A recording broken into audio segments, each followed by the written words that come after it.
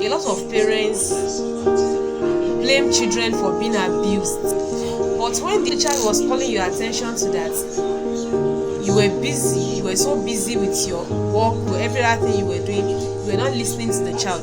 When the child is abused and the child tells you about the story years later, you start telling the child that, why didn't you tell me then? Why didn't you do this? Why didn't you do that? A lot of parents leave their children in the care of neighbors. I'm not saying it's bad to leave your children in the care of neighbors, but who are these neighbors? Who are these people? How well do you know them? Maybe as a mother, your child has been telling you that, mommy, I don't like going to Uncle Lagbaja's house.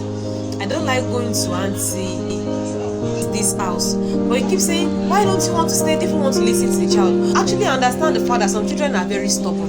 They just say those things without any reasons. Even at that, you can still call the child and say, why is it that anytime I tell you to go to this uncle's house, you say you don't want to go? Mind you, this does not only affect female children, it affects male children too. Some of them are being abused by maybe a girl in another house. It can even be in your house, in the same house, and your child keep calling your attention to you. The child say, mommy, I want to talk to you about something. You say, hey, what do you want to say? All you know is that child will tell you everything again. In fact, the child will just keep quiet, and you think everything is well with that child.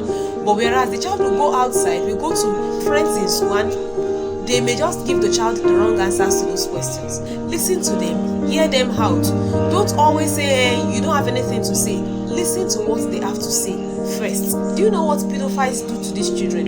You may tell the child that, okay, if you tell your mom about it, I'll kill you. Do this, I'll kill everybody in your family. Haven't you heard of people that have been abused by relatives, even fathers in the house? Let's be very careful of people we allow our children to stay with, where we allow our children to go, where we allow our children to go for holidays or vacation. Sure, the environment is safe for our children. So one thing about sexual abuse is that the moment the child starts enjoying it, you can't stop the child from doing it. The child will not see anything bad in it, and you now start saying, hey, how did it happen? How did the child become like this? When did all this start?